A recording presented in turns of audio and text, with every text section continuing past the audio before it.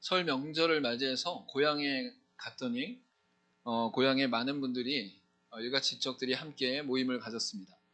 그 모임을 갖는 과정 속에서 그 작은아버님께서 옛날 사진을 이렇게 액자에 이렇게 담아 놓으셨어요. 자녀의 어렸을 때 사진, 또한 옛날에 젊었을 때 사진을 그 액자 가운데 담아 놓은 것이죠. 근데 옛날에 있던 집이 이제는 바뀌어서 새로 집을 지은 지 10여 년 정도의 시간이 지났는데, 제가 중학교 때까지 자랐던 그 집이 배경으로 있는 것을 발견하게 됩니다. 진흙으로 이렇게 으깨서 벽을 바르고 그 다음에 지푸라기로 지붕을 올려서 지은 집이 배경 가운데 있었던 것이죠. 너무 오래간만에 그 어렸을 때 지냈던 그 집이 보여짐으로 인해서 너무 반갑고 즐겁고 행복했던 시간이 있습니다. 근데 그 집을 보면서 그 집만 보이는 것이 아니라 그 집 안에서 내가 생활했던 것, 또한 여러 가지 일들, 또한 내가 겪었던 부분들이 추억으로, 기억으로 떠오르는 것을 발견하게 됩니다. 쪽문이 이렇게 있었는데, 제가 쪽문 한켠에 이렇게 문을 열고 나와서 하늘의 별을 보면서 눈물을 흘릴 때가 있었습니다. 이제 어머님이 외가댁에 갔을 때에 집안에 이제 할머니하고 식사를 하고 또 집안 형편에 여러 가지 우환이나 어려움들이 있었기 때문에 마음이 허전한 상태였는데, 쪽문에서 나와서 그 계단 2개 있는데 앉아서 하늘의 별을 보면서 눈물을 흘렸던 그런 장소들도 발견을 한 것이죠. 근데 이러한 부분들이 우리의 삶 가운데 나타나는 여러 과정 속에서 각자의 삶 가운데 자라났던 추억의 연결고리, 또한 각자의 삶 가운데 혈육으로 연결된 고리, 또한 각자의 삶 가운데 우정으로 연결된 고리들이 각자 존재하는 것을 볼 수 있습니다. 그래서 우리가 어떤 물건을 보았을 때에, 또 어떤 사람을 보았을 때에, 또한 어떤 지역에 갔을 때에 그곳에서 느끼는 자신만의 고백과 관계와 또한 마음이 있음을 우리가 분명히 알 수 있는 것이죠. 그런데 이러한 마음들이 점차 우리가 성인이 되어지고 사회생활하는 과정 속에서는 만나기 힘든 관계들과 여건들이 조성됨을 알 수 있습니다. 사회에 나가면 돈을 중심으로 움직이는 것을 발견하게 되어지고, 깊은 관계를 맺기까지는 서로의 마음을 여는 데에 많은 필요가 있는 것을 볼 수 있는 것이죠. 또한 때로는 우리의 삶 가운데 배신이 있거나 오해가 있거나 또한 갈등이 있을 때에 서로가 서로에게 다가가는 것들이 쉽지 않음을 알 수 있습니다.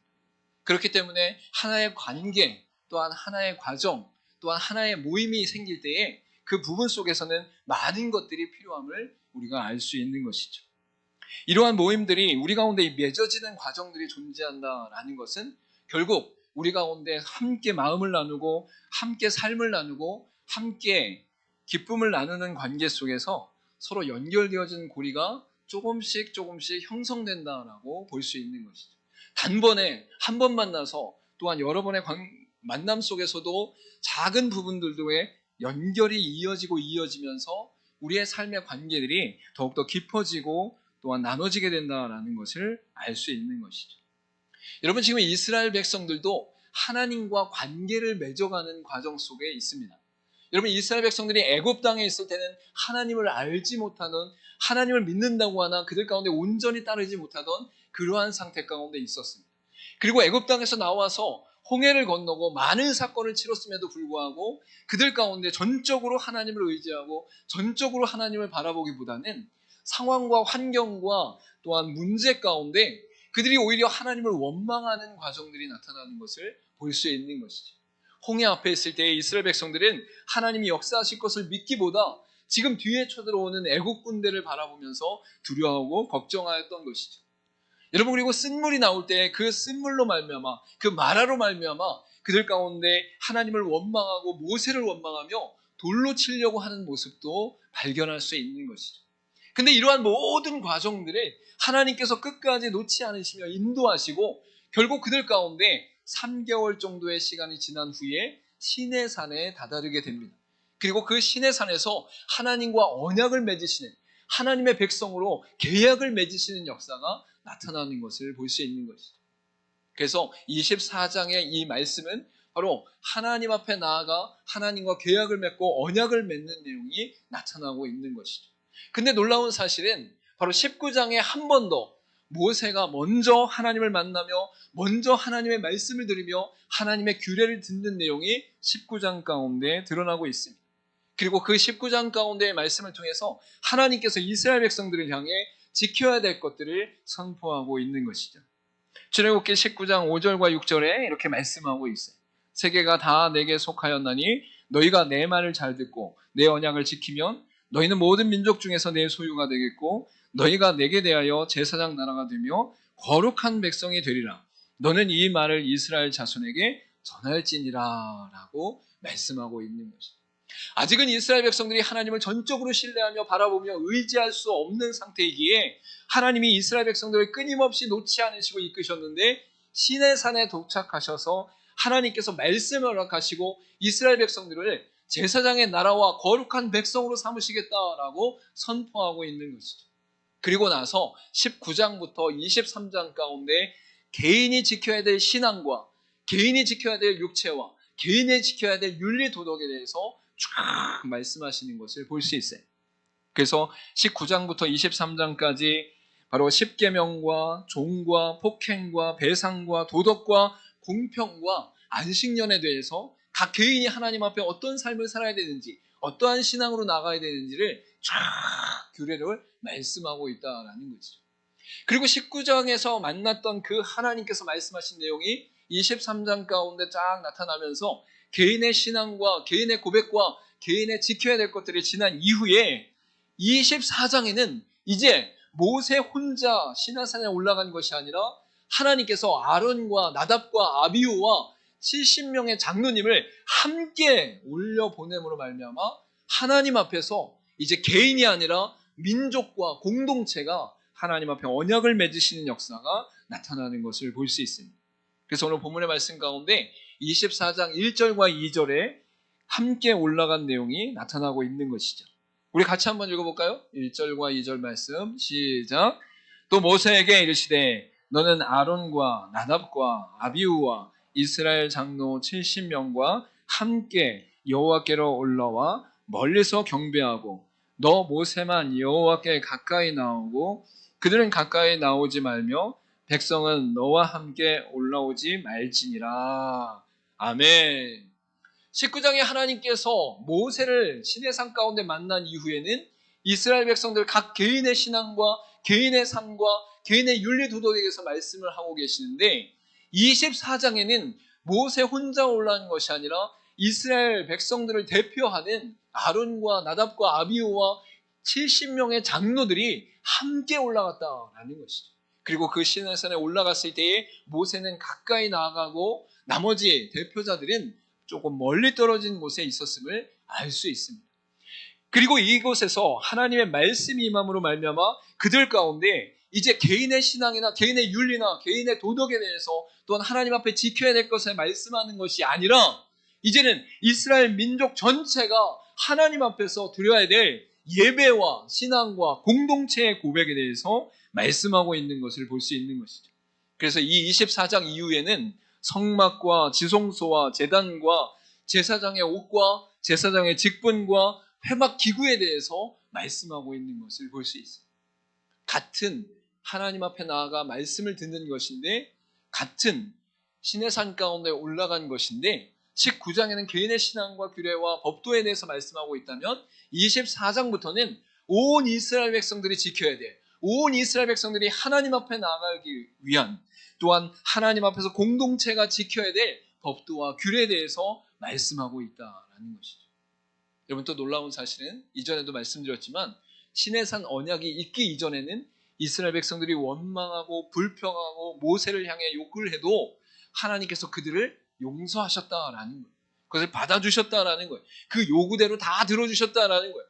근데 이 19장과 24장을 지나 하나님의 율법과 규례가 있은 이후부터는 하나님 앞에서 원망하고 불평하고 짜증을 내고 자신의 모든 것을 향해 욕을 하는 사람들을 향해 하나님의 심판이 일어나고 있음을 우리가 분명히 알 수 있는 것이죠. 즉, 이 시내산 언약은 하나님과 이스라엘 백성들이 단순한 이끄심과 인도하심을 받는 관계가 아니라 하나님과 하나님의 백성, 하나님의 나라와 하나님의 자녀 이러한 관계 가운데 그들이 끈끈하게 연결되어졌음을 분명히 말씀하고 있어요. 그래서 오늘 본문에 함께 읽은 말씀 가운데도 하나님께서 이제는 이스라엘 백성들을 향해 존귀한 자들이다라고 분명히 말씀하고 있는 것이죠. 9절부터 11절 말씀을 우리 같이 한번 다시 읽어보겠습니다. 시작.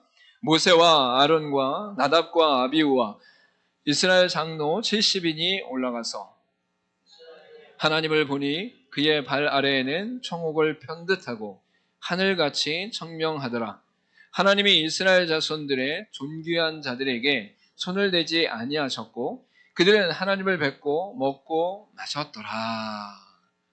모세와 함께 올라간 많은 대표자들이 이제 하나님 앞에 나아가 하나님의 존재를 보게 되어지고 하나님을 만나게 되어지고 하나님 안에서 먹고 마셨다라고 말씀하고 있어요. 즉 하나님과 함께 교제하는 은혜의 능력이 그들 가운데 드러났다라는 것이죠. 여러분 여기에서 말씀하시는 바로 그들 가운데 이스라엘 자손들의 존귀한 자들에게 손을 대지 아니하셨다라는 것은 바로 거룩하지 아니하는 자들, 죄의 본성 가운데 거하는 자들, 또한 하나님을 떠나 하나님 앞에 나아갈 수 없는 자들이 하나님을 만났을 때는 하나님의 거룩함으로 인하여 하나님의 완전함으로 인하여 하나님을 본 자들이 죽을 수밖에 없는데 그들의 목숨이 끊어질 수밖에 없는데 하나님께서 이스라엘 백성들 가운데 대표자들의 온 자들과 모세를 향해 너희들을 보호하겠다, 너희들을 손을 대지 않겠다라고 말씀하시며 그들을 존귀한 자로 세우고 계심을 우리가 분명히 알 수 있는 것이죠. 여러분 우리가 이 땅을 살아가면서 이스라엘 백성들과 같이 하나님의 존귀한 가운데 거하심을 믿으시길 간절히 소망합니다. 이스라엘 백성들이 훌륭하거나 위대하거나 똑똑하거나 순종을 잘했거나 그들 가운데 무엇인가 드러낼 수 있기 때문에 그들이 존귀한 자로 세우심을 받은 것이 아니라 하나님께서 그들을 향해 존귀한 자들이다 라고 선포하심으로 말미암아 바로 하나님 안에서 존귀한 자들이 되었음을 성경은 분명히 말씀하고 있는 것이죠. 그래서 이 존귀한 자들이 하나님 앞에 나가 하나님을 만나고 하나님 앞에서 먹고 하나님 앞에서 마시는 역사가 일어났음을 성경은 분명히 말씀하고 있는 것이죠. 여러분 이 땅 가운데 예수 그리스도를 믿는 자들이 바로 그리스도 안에서 하나님을 만나고 하나님 안에서 먹고 하나님 안에서 마시는 교제의 은혜가 있음을 믿으시길 간절히 소망합니다. 왜냐하면 구약 전체 가운데 하나님이 예표하시고 예언하신 것이 예수 그리스도를 통해 일어났고 예수 그리스도를 통해 성취되었고 그로 말미암아 그리스도 안에 거하는 자들은 그리스도로 말미암아 하나님 안에서 교제할 수 있는 자들로 이끄심을 받았다라고 분명히 말씀하고 있는 것이죠. 여러분 그런데 놀라운 사실은 바로 1절과 2절 가운데 나타난 이스라엘 백성들의 대표자리에 나아갔을 때는 하나님으로부터 멀리 떨어져 있었어요. 하나님께 나아갈 수가 없었어요. 하나님을 만나면 죽을 수도 있기에 그들이 하나님 앞에 나아갈 수가 없었던 것이죠. 그런데 이 9절과 10절과 11절 말씀에 다다르니까 하나님께서 이스라엘 백성들의 대표자들을 존귀한 자들이기에 그들을 살려두고 그들이 하나님을 만나고 하나님 안에서 먹고 하나님 안에서 마셨다라고 분명히 말씀하고 있는 것이죠. 여러분 그러면 이 3절부터 8절 사이에 하나님께서 이스라엘 백성들을 향해 존귀케 하신 은혜가 나타났음을 분명히 보여주고 있는 것이에요. 하나님께서 처음에는 이스라엘 백성들의 대표자들을 가까이 오지 못하게 하셨다가 이제 9절부터 11절 말씀을 통해서는 이스라엘 백성들이 하나님께 나아가 하나님을 만나고 하나님을 뵙고 하나님 안에서 먹고 마셨기 때문에 바로 3절부터 8절의 말씀 사이에 하나님께서 그들을 존귀케 하시는 그 의미와 목적이 또한 자격이 분명히 나타나고 있음을 알 수 있는 것이죠. 그래서 오늘 3절부터 8절 가운데 나타난 하나님께서 충만히 존귀한 자로 부르시고 함께 교제할 수 있도록 이끄신 그 은혜의 역사를 우리가 보고 또한 그 안에서 우리도 그러한 삶을 살아갈 수 있기를 간절히 소망합니다. 첫 번째로 하나님께서 존귀한 자로 부르신 충만한 교제는 바로 말씀으로 초청하여 동참시키시는 교제입니다 라는 것입니다. 본장의 3절과 7절 말씀 우리 같이 한번 읽어보도록 하겠습니다. 시작. 모세가 와서 여호와의 모든 말씀과 그의 모든 율례를 백성에게 전하매 그들이 한 소리로 응답하여 이르되 여호와께서 말씀하신 모든 것을 우리가 준행하리이다. 7절 말씀 언약서를 가져다가 백성에게 낭독하여 듣게 하니 그들이 이르되 여호와의 모든 말씀을 우리가 준행하리이다. 아멘.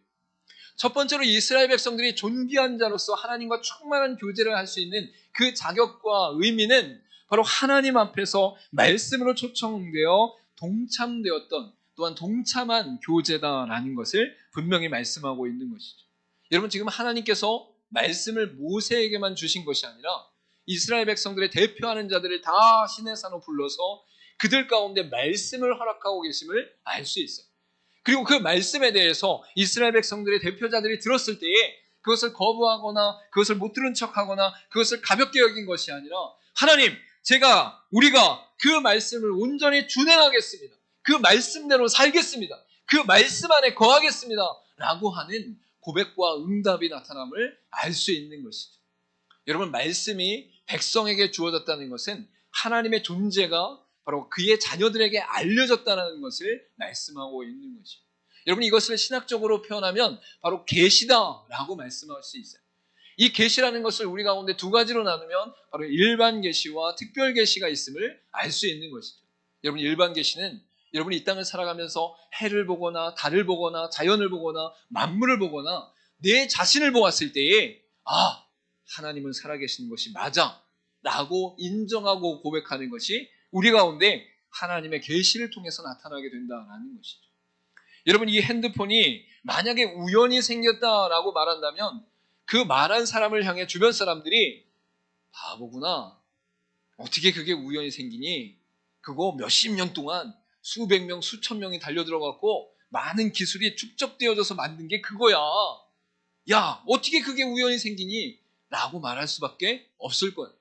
근데 우리 몸에 대해서는 이 핸드폰보다 수백 배, 수천 배 정교하며 또한 오랜 시간 동안에, 많은 시간 동안에 정밀하게 돌아가고 있는 그 몸을 볼 때에 우연히 생겼어. 이 몸은 우연히 생겼지. 단백질이 서로 분배가 되어지고 또 분할이 되어지면서 점점 이게 늘어나니까 이제 단백질이 우리 몸으로 변한 거야. 이렇게 표현할 수 있는. 우연히 생긴 거야. 여러분, 우리의 인생 가운데, 일반 은총 가운데, 일반 계시 가운데 이미 하나님을 알 수 있는 수많은 통로들과 수많은 과정들이 존재함을 알 수 있어요. 근데 그러한 과정들 속에서도 하나님께서 특별히 그의 백성들을 향해 특별 계시를 통해 이 성경 66권의 말씀을 허락하신 것은 내가 너희의 하나님이다. 내가 너희와 함께하는 하나님이다. 내가 이 세상의 모든 것을 창조하고 운행하며 너의 삶을 주장하는 하나님이다 라고 선포하시고 드러내시는 통로로서 이 말씀을 허락하셨다라는 것이죠. 여러분, 이스라엘 백성들이 시내산에 올라가 하나님 말씀을 듣지 못하면 하나님께 예배하는 방법을 몰라요. 하나님께 나아가는 방법을 몰라요. 하나님이 어떠한 분이신지, 그분 앞에 어떻게 나가야 되는지 몰라요. 근데 하나님께서 시내산 가운데 율법과 규례와 법도를 말씀하심으로 말미암아 이스라엘 백성들이 이후에는 하나님께 예배드리는 모든 과정 속에 지성소와 성막과 제단과 회막과 제사장의 옷과 제사장의 직분 가운데 하나님 앞에 어떻게 나가야 되는지 알게 되었다라는 거죠. 여러분, 우리가 지금 이 시대에 하나님 앞에 어떻게 나가는지 알 수 있습니다. 어떻게 알 수 있습니까? 말씀을 통해 알 수 있죠. 여러분이 예수 그리스도를 믿음으로 말미암아 구원받고 예수 그리스도 안에서 하나님께 담대히 나갈 수 있는 담력을 얻게 되었는데 그게 어디에 있습니까? 말씀에 있죠. 여러분의 지혜와 여러분의 능력과 세상의 사상과 철학과 종교 가운데 있는 것이 아니라 말씀을 통해 우리 가운데 드러났다고 분명히 선포하고 있는 거예요. 그래서 이스라엘 백성들이 하나님 앞에 존귀한 자로 세움을 받는 것은 무엇이냐면 하나님께서 말씀하신 것에 네, 제가 준행하겠습니다. 네, 알겠습니다. 네, 그대로 행하겠습니다. 라고 하는 그 고백 가운데 하나님의 말씀을 알았고 그 말씀에 동참함으로 말미암아 존귀한 자가 되었다라는 것을 성경은 분명히 말씀하고 있는 것이죠. 여러분, 신명기 8장 3절에 이렇게 말씀합니다. 너를 낮추시며 너를 줄이게 하시며 또 너도 알지 못하며 내 조상들도 알지 못하던 만나를 내게 먹이신 것은 사람이 떡으로만 사는 것이 아니요 여호와의 입에서 나오는 모든 말씀으로 사는 줄을 내가 알게 하려 하심이니라. 할렐루야. 여러분이 이 땅을 살아가면서 많은 의식주와 여러분의 필요와 여러분의 채우는 것들이 존재하게 되어지는데, 그러한 모든 것을 뛰어넘어 하나님께서 우리 가운데 말씀하심으로 말미암아 드러나는 놀라운 구원의 역사와 놀라운 동행의 역사와 놀라운 은총의 역사가 우리 가운데 있다라고 분명히 말씀하고 있는 것이죠. 여러분, 만약에 여러분에게 성경이 없고 성경을 통해 드러나는 하나님의 계시가 없으며 하나님께서 우리 가운데 말씀하신 것이 없으면 여러분에게 구원은 없습니다. 여러분에게 생명은 없습니다. 그리고 더 나아가 여러분에게 소망은 없습니다. 우리가 죽어서 어떠한 상태로, 어떠한 처지로, 어떠한 공간 가운데, 시간 가운데 거할지 전혀 알지 못하기 때문에 우리는 두려움 가운데 빠질 수밖에 없는 것이 우리의 인생인 것이죠. 그래서 이스라엘 백성들이 시내 산 가운데 올라가 하나님의 언약과 하나님의 말씀을 들을 때에 그 말씀 가운데 동참함으로 말미암아, 순종함으로 말미암아, 준행함으로 말미암아 그들이 존귀한 자로 충만한 교제가 일어나게 됐다라고 분명히 말씀하고 있는 것이죠. 여러분, 말씀을 생명같이 여기시기를 간절히 소망합니다. 여러분의 삶 가운데 이 말씀을 통해 하나님이 역사하시며 동행하시며 교제하시며 우리를 존귀케 하시는 은혜의 통로가 된다는 것을 분명히 깨닫고 말씀과 동행하며 승리하는 저 여러분의 삶이 되기를 간절히 소망합니다. 두 번째로 나타난 이스라엘 백성들의 존귀한 상태 가운데 충만한 교제를 할 수 있는 이유는 무엇이냐면 예배를 통하여 하나님께 나아가는 교제가 존재했다라고 분명히 말씀하고 있는 것이죠. 우리 본장의 4절과 5절 말씀 같이 한번 읽어보도록 하겠습니다. 시작. 모세가 여호와의 모든 말씀을 기록하고 이른 아침에 일어나 산 아래에 제단을 쌓고 이스라엘 12지파대로 12기둥을 세우고 이스라엘 자손의 청년들을 보내어 여호와께 서로 번제와 화목제를 드리게 하고. 여러분, 여기서 4절과 5절 가운데 나오는 말씀은 바로 예배의 과정과 예배의 진행에 대해서 말씀하고 있는 것을 볼 수 있죠. 구약 전체 가운데 하나님께 나아가는 방식과 하나님께 예배드리는 방식에 대해서 구체적으로 말씀하고 있는데, 그때의 말씀과 제단과 기둥과 번제와 화목제 등에 대해서 하나님께 나아갈 수 있다라고 성경은 분명히 말씀하고 있어요. 여러분, 지금은 예배의 순서나 과정들이 다르게 존재하지만 우리 가운데 예수 그리스도를 통해서 구원받은 믿음의 백성들이 하나님께 나아갈 때에 이 예배를 통해서 하나님께서 기뻐 받으시며 하나님을 온전케 하며 하나님께 영광 돌리는 역사가 일어난다라고 성경은 분명히 말씀하고 있는 것이죠. 그래서 예배의 순서나 구조나 방법들은 다를지라도 그 과정마다 성령께서 우리 가운데 역사하시고 임재하심으로 말미암아 하나님께 온전히 나가는 믿음의 백성들을 향해 하나님께서 존귀한 자들이다라고 선포하시며 그들과 충만한 교제를 이루신다라고 말씀하고 있는 것이죠. 여러분, 구약 가운데 번제와 화목제물을 통해서는 동물들을 하나님께 드렸습니다. 그 동물에게 자신의 죄를 전가시키고 그 동물이 죽고 피를 흘림으로 말미암아 자신의 죄가 씻김을 받는 일시적인 허락이 우리 가운데 일어났다라는 것이죠. 그런데 이 번제와 화목제물이 결국은 예수 그리스도 안에서 완전한 제물로 드려짐으로 말미암아 하나님 앞에서 영원하고 단번에 완전한 제사를 드렸다라고 성경은 분명히 말씀하고 있는 것이죠. 그래서 예수 그리스도의 죽음은 구약 전체 가운데 나타난 하나님의 제사가 완전하게 성취되어지는 사건이고, 그 완전하게 성취되어짐으로 말미암아 이전에는 1년에 한 번씩 계속 찍을 때 죄를 속하며 제사를 드리는 것이 있고, 자신들이 잘못을 했을 때 또한 공동체 안에 문제가 발생했을 때에 하나님 앞에 제사를 드리는 모습이 나타나는데, 이제는 예수 그리스도 안에서 그리스도를 믿는 자들의 삶 가운데 하나님께서 완전히 회복시키시고 영원한 은혜 가운데 이끄심을 성경은 분명히 말씀하고 있는 것이죠. 그래서 우리가 예배를 드린다라는 것은 하나님께서 우리 가운데 베푸신 은혜로 말미암아 하나님께 찬송과 영광을 돌리며, 그리고 예배의 순서마다 하나님께서 부어주시는 성령의 임재로 말미암아 하나님 안에서 온전함을 누리게 되는 성령 충만함의 역사가 나타나는 것이 예배의 교제다라고 말할 수 있는 것이죠. 그래서 하나님께서는 예배를 통해 임재하시고 예배를 통해 말씀하시고 예배를 통해 동행하시고 예배를 통해 역사하신다라고 성경에 분명히 말씀하고 있는 것이죠. 그래서 우리가 예배를 드릴 때에 그 예배로 말미암아 하나님 앞에 존귀한 자들이 되어지고 그 존귀한 자들이 하나님 안에서 충만한 교제를 누리게 된다라고 성경은 분명히 말씀하고 있습니다. 우리 요한복음 4장 23절과 24절 말씀 같이 한번 읽도록 하겠습니다. 시작. 아버지께 참되게 예배하는 자들은 영과 진리로 예배할 때가 오나니 곧 이때라. 아버지께서는 자기에게 이렇게 예배하는 자들을 찾으시니라. 하나님은 영이시니 예배하는 자가 영과 진리로 예배할지니라. 아멘. 여러분, 구약 전체 가운데는 하나님이 눈으로 보여주시는 것으로 그 죄를 성결케 하고 정결케 하는 방식을 나타내고 있어요. 그래서 그 눈으로 보는 것을 통해 우리는 죄인이구나. 우리의 죄를 씻을 수가 없는데 하나님의 방식대로 이 동물에게 전가함으로 말미암아 죄를 일시적으로 씻을 수 있구나 라는 것을 눈으로 보고 경험하게 하셨다라는 것이죠. 근데 구약의 이 모든 것이 예수 그리스도 안에서는 이제 영과 진리로 예배하는 은혜의 능력으로 나타나고 있음을 알 수 있는 거예요.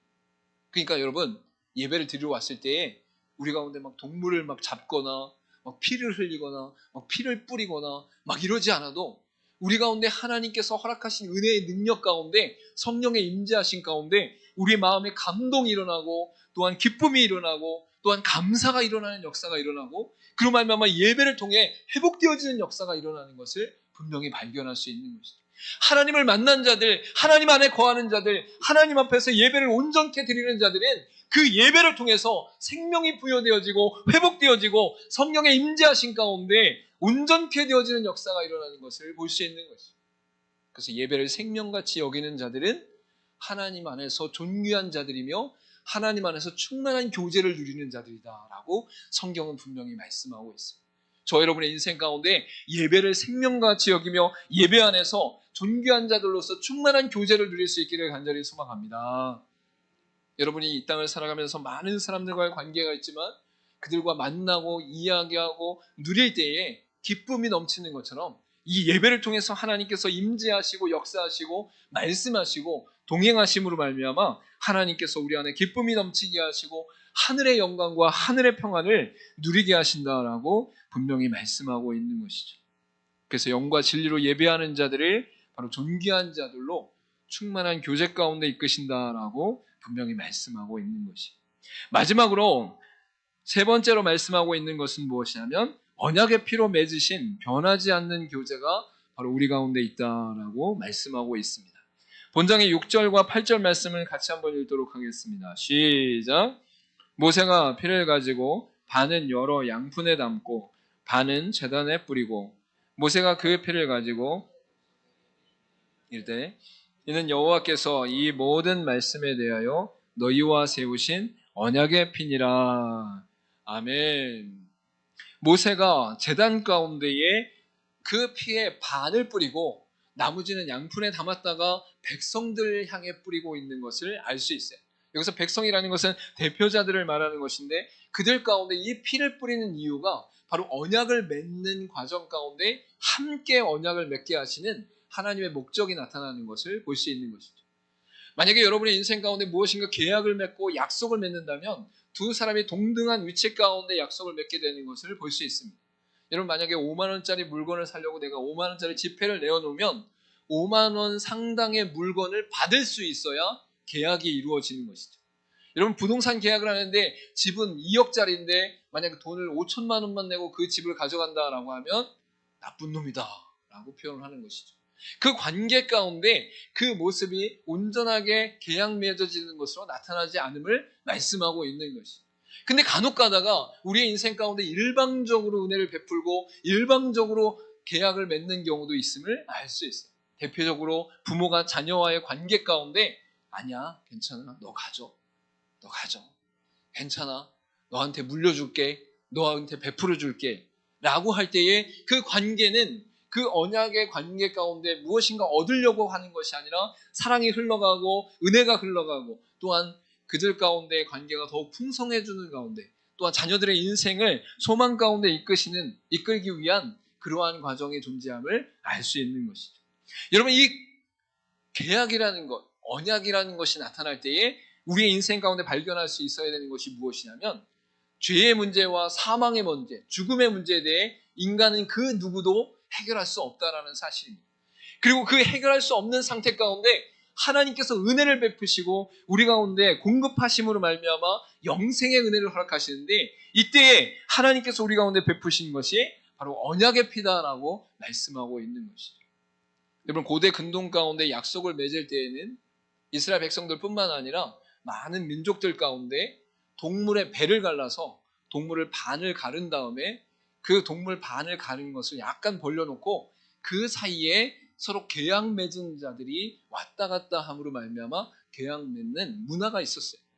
그 문화의 원리는 무엇이냐면, 네가 만약에 계약을 파기하게 되면, 약속을 지키지 않게 되어지면 이 동물과 같이 반을 가를 것이야, 죽을 것이야 라는 의미를 갖고 있는 것이죠. 그만큼 이 약속에 대해서, 계약에 대해서 매우 중요하게 여겼던 일반 사회의 문화 가운데 나타나는 것을 하나님께서 하나님의 언약을 이루시는 가운데 대표적으로 나타나는 것이 바로 아브라함의 언약임을 우리가 알 수 있어요. 아브라함과 하나님이 함께 언약을 맺을 때에 동물의 배를 가르고 반을 가른 이후에 아브라함은 가만히 있었으나 하나님께서 그 불을 통해서 동물 사이를 지나감으로 말미암아 하나님이 언약 맺으시는 역사가 일어나는 것을 볼 수 있는 것이죠. 그리고 이 시내산 언약 가운데 하나님 말씀하시는 것은 바로 하나님께서 이스라엘 백성들과 함께 언약을 맺으실 때에 바로 그 모든 것을 하나님께서 이끄시고 인도하시는 가운데 이스라엘 백성들이 그 대상임을 분명히 말씀하고 있는 것이죠. 여러분, 이것이 바로 우리 가운데 은혜로 다가오는 것은 바로 마태복음 가운데 말씀하신 예수 그리스도의 말씀 가운데 이것이 나타나기 때문인 것입니다. 마태복음 26장 27절과 28절에 이렇게 말씀하고 있죠. 또 잔을 가지사 감사 기도를 하시고 그들에게 주시며 이르시되 너희가 다 이것을 마시라. 이것은 죄 사함을 얻게 하려고 많은 사람을 위하여 흘리는 바 나의 피 곧 언약의 피니라 라고 분명히 말씀하고 있는 거예요. 즉, 시내산 가운데 하나님께서 이스라엘 백성들의 대표자들에게 그 피를 뿌리는 사건이 있었고, 그로 말미암아 이것이 언약의 피다라고 말씀하신 것이 결국 그 피를 받은 이스라엘 백성들이 존귀한 자들이 되어지고 하나님과 충만한 교제를 할 수 있는 자격 조건이 된 것은 바로 그들 가운데 하나님이 허락하신 언약으로 말미암아 그 피로 말미암아 이루어졌음을 말씀하고 있는 것이죠. 그리고 그것이 구약 전체 가운데 일시적으로 예표하신 것이 이제 신약 가운데는 완전하고 영원한 하나님의 성취 가운데 예수 그리스도로 말미암아 이루신 구원으로 말미암아 우리가 하나님 앞에 나아가 언약의 피를 누릴 수 있도록 인도하셨다라고 분명히 말씀하고 있는 것이죠. 여러분, 우리의 인생 가운데 하나님 앞에서 존귀함을 얻을 수 있는 것이 세 가지입니다. 따라해 보시기 바랍니다. 말씀, 예배, 예수. 여러분, 인생 가운데 이 세 가지만 잘 붙잡고 계셔도 하나님 앞에 존귀한 자로 세움을 받는다라는 거예요. 그리고 그 존귀함 가운데 세움을 받음과 동시에 우리의 삶 가운데 하나님과 충만한 교제를 하게 된다라는 거예요. 충만한 기쁨을 누리게 된다는 거예요. 충만한 평안을 누리게 된다라는 거예요. 할렐루야! 여러분이 이 땅을 살아가는 동안 어떠한 상태와 처지 가운데 있다 할지라도 하나님 주시는 평강과 기쁨과 놀라운 은혜를 누릴 수 있기를 간절히 소망합니다. 그리고 그것이 이 땅의 많은 사람들과 누리는 것을 뛰어넘어 이 세상에 존재하지 않는 하나님과의 평안이 있다라고 성경은 말씀하고 있고, 그것을 누리는 자들은 존귀한 자들이고 그 존귀한 자들은 하나님의 말씀에 동참하는 자들이며 예배 가운데 교제하는 자들이며 언약의 피를 믿고 예수 안에 거하는 자들이다라고 분명히 말씀하고 있는 것이죠. 그래서 저 여러분이 이 땅을 살아가면서 하나님이 주신 충만한 교제가 넘쳐날 수 있기를 간절히 소망합니다. 간절히 소망합니다. 우리 마지막으로 함께 고백하도록 하겠습니다. 첫 번째, 시작.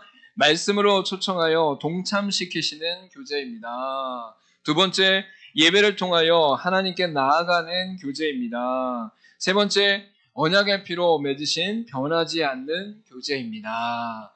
아멘. 이스라엘 백성들이 시내산 가운데서 하나님 안에서 존귀한 자들이 되어지고 충만한 교제를 누렸던 것 같이 저와 여러분의 인생 가운데도 말씀과 예배와 예수 안에서 하나님과 충만한 교제를 누리는 존귀한 자들이 되시기를 간절히 소망합니다.